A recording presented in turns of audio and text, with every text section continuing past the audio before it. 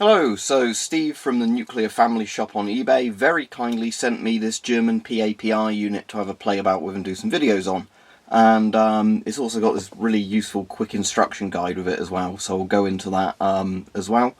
So there's the instruction guide. I will actually show all of this because you know, there's quite a bit of stuff in there, and it's quite well nicely put together. But there you go, the Nuclear Family is the name of the eBay shop. But this, you know, is quite useful because it shows you all the functionings of the unit. One thing to point out while I start, so I don't forget to mention it, is with the cigarette lighter charger sort of port for it, or using it from a 12-volt car supply. This particular cable I was sent has 2 ports on it, so in theory you could have 2 units plugged into it. I think Steve said most of the cables that get sent out just have the 1 plug on it, so I'll just make that clear now. You know, because I think both would work on this one, but I assume this is a slightly different cable. I think he said they have charging light indicators as well on the newer ones he's done. So that's that. So we've got a 40mm NATO hose, we've got the actual PAPR unit itself, and he included an FP5 filter for me in there.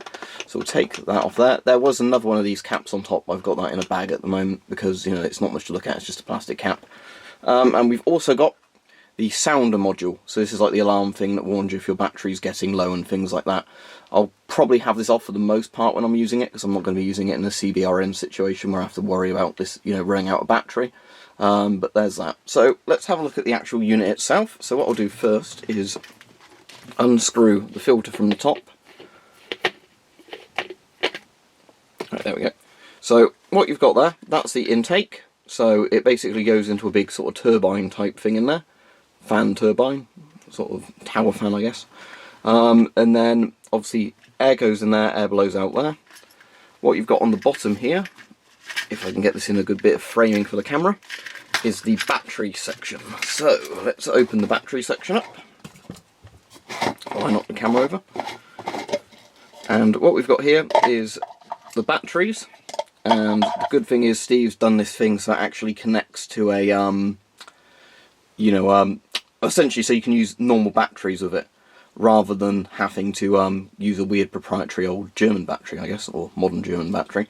So how it works is this battery basically has the right connector on it for the battery pack there to connect to that, so you know it all works. But originally what you'd have is on this connector here, I don't know if I can actually get that off, assume it will just unplug, there we go. What you'd normally have there obviously is a different type of connector going in that would connect it to a completely different type of battery, but it's, you know, one of those military proprietary ones, which is the problem with some PAPR units, that they can be quite hard to find the legit batteries for them. So obviously something like this is very much appreciated because it means that regular people can just put batteries in and use the unit. So there's that. Obviously you can also power it via 12 volts as well, and for the people who don't know, what you can do is buy something that steps down household voltage, and it's very important you get one that actually steps it down from like 240 volt or whatever to 12 volt, and then gives you a car voltage plug. So that is one way that you could power one of these as well. You know, you don't actually have to use a car if you wanted to use the cigarette lighter cables. Right, let me just get that flat in there so this connects properly. There we go. And I'll put that back on.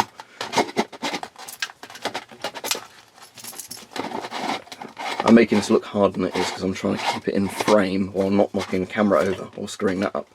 Okay, so what I'm going to do in a moment is get my Sieb Gorman gas mask, the one that, you know, the weird Sieb Gorman one. But first I'll just show you how it works without much on it. So if you look in there, there's that, and we've got, that's the port where you'd plug your cigarette lighter sort of charger type cable into it.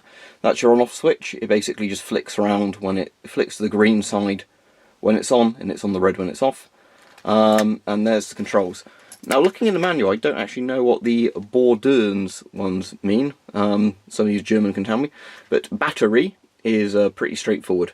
So battery, I suppose actually that might be the one for using with the cigarette lighter type charger, you know, as in external power supply.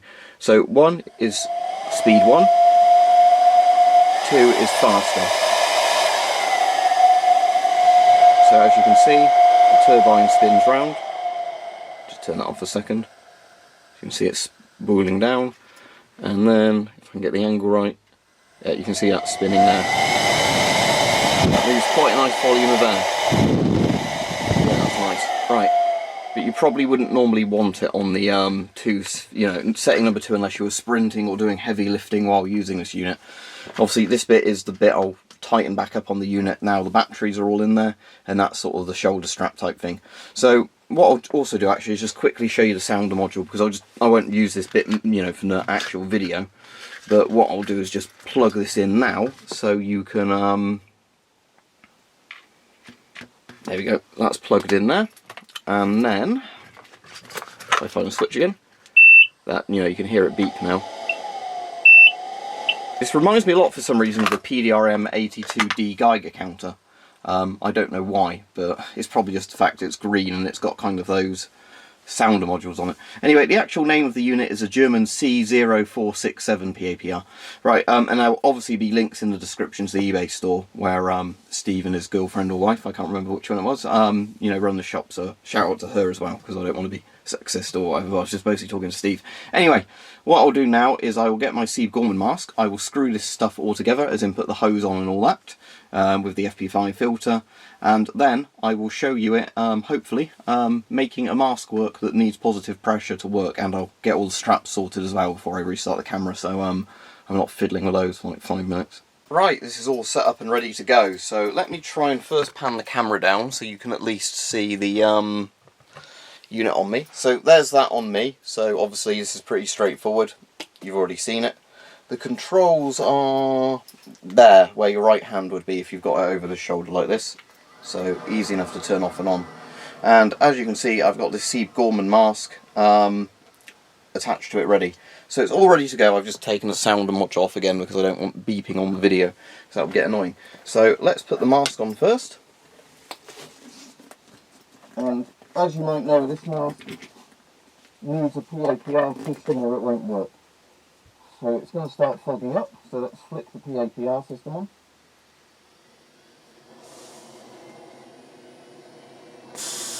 There we go. So the XL valve's actually working. So obviously at the moment there's not much breathing resistance at all, because this is doing the breathing work for you essentially.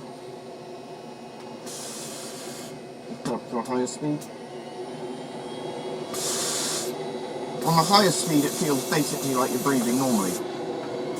As you can probably hear, as soon as I start opening my mouth to talk, it's opening the exhale valve.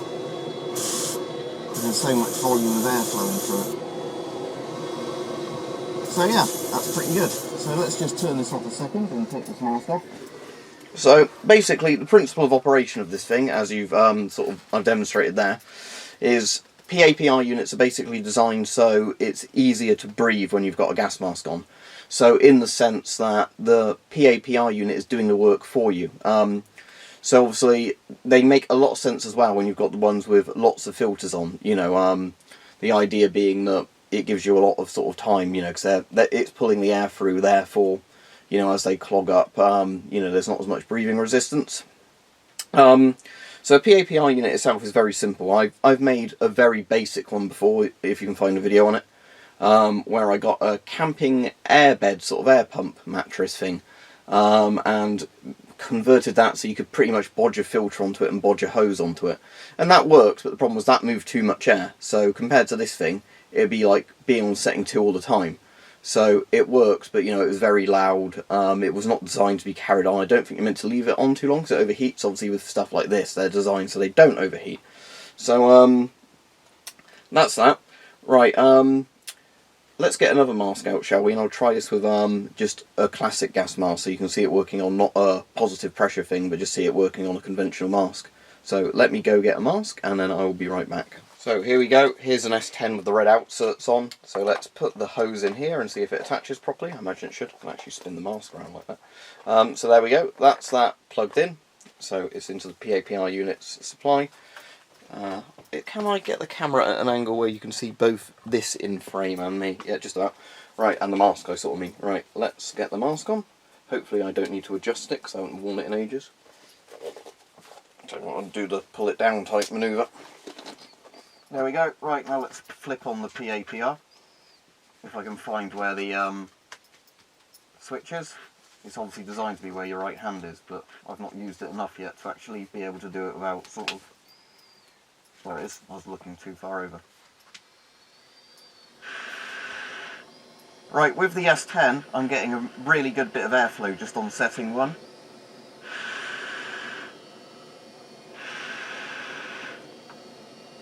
Yeah, so that's good. So basically on setting 1 with the S10, it's doing all the work for you. With the Seed Gorman one, I found it almost needed speed 2, but I think that's just how it's set up. Now this on speed 2,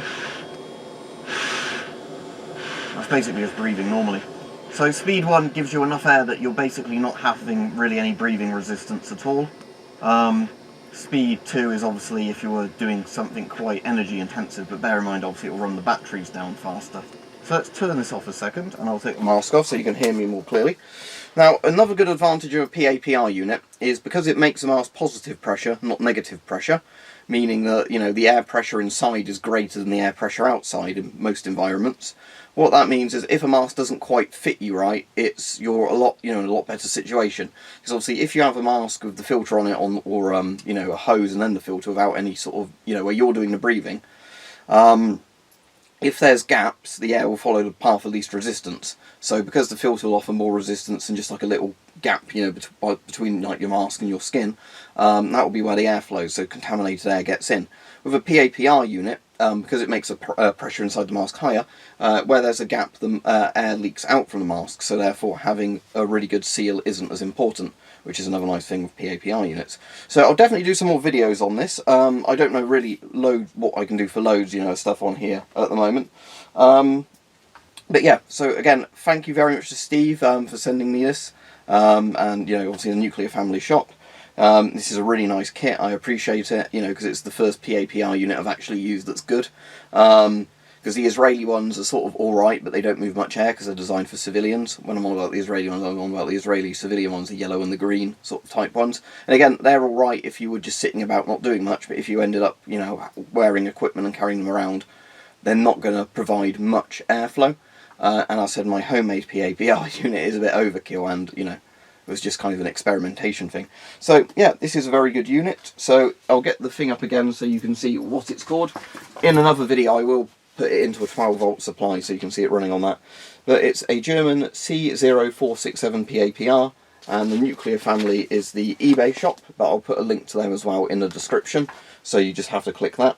So please, no asking me where I bought this. As I said, it was sent for free, and that's the eBay shop right there. Because on lots of videos, people say, where did you buy this, where did you buy that, even if I said in the video and the description. But there we go. So again, thank you very much to Steve for sending me this, and yeah, really, really nice unit actually, because it's just simple and it works, especially with obviously the thing in that just lets you use standard batteries with it, as opposed to it, needing some weird proprietary battery, because I think that's the problem some people have with C420s, isn't it? I think it's a C420, where they need proprietary batteries. If not, there is another similar sort of military PAPR unit where, that you run into that exact issue because of the fact that, it needs specialist batteries. The batteries are either extortionate prices, or you just can't power it, or you'd have to rig something up yourself. So this is good for people who just want to get something that works essentially out the box, because, it's all set up like that. So yeah, it's a good unit. I think the manual, before I go off, I think the manual did say how long the actual unit moves, the technical specs of it. So let me have a quick look. So yeah, airflow on 10 AA batteries, alkalines, speed 1 is 40 litres a minute, speed 2 is 60 litres a minute. On lithium AAs it moves 50 and 80 litres a minute respectively. And on speed 1 it uses 400 milliamps. I assume that's per hour, so 400 milliamp per hour. Speed 2 is 800 milliamp per hour. So obviously if you're putting rechargeable batteries in, and they tell you on the side when they're fully charged what the mAh is of the battery, you'd know. And the rechargeable lithium 8-hour runtime from the Nuclear Family batteries they do is one that's 60 and 90 litres a minute. So again, the better the batteries you have on them, the more you'll get out of it in terms of airflow. But the nice thing is you can just put any old AAs in this and it will work. I'm assuming rechargeables would work in the sense that they're 1.2, not 1.5 volts. So if you had 10 of those in there, it'd be 12 volts, wouldn't it, as opposed to 15 volts. But I assume that would still move it. It might just not move as much air. But there you go. So hopefully you've had, you know, found that helpful. But yeah, as I said, I really appreciate being sent this. I'll definitely do more videos on this, because this is more of just one, like, you know, playing about with it. What would be quite good at some point is to have one of these on with a mask with night vision on, doing something outside, but I have to do that around a friend's house. But yeah, that'd be quite good fun. But yeah, so this unit is very simple. As I said, it's literally just a cylinder kind of thing, and you know, it works well. You know, there's not much else to say about it. Filter goes on one end, hose goes out the side, and you know, it just moves air for you, so it's much easier to breathe when you've got the mask on, especially if you're doing strenuous activities, or you know, you're a bit more infirm or whatever and can't move air very well. So this would also probably be useful for people if they're like quite seriously asthmatic or have like COPD or something like that. If they had to wear a mask, something like this will basically, you know, do most of the work for you. So even if you're not very good at breathing, it does it. Oh, and another great thing with these, before I forget, you don't tend to get hot and sweaty with your mask on with these units, because the air blowing through, it's like having a fan constantly blowing on your face. So yeah, that's a very good thing. So in the summer, if you're doing something strenuous, a PAPR unit is kind of like having a little air conditioner or fan blowing in your face while you've got the mask on. So that's a massive advantage to them, actually, saying that.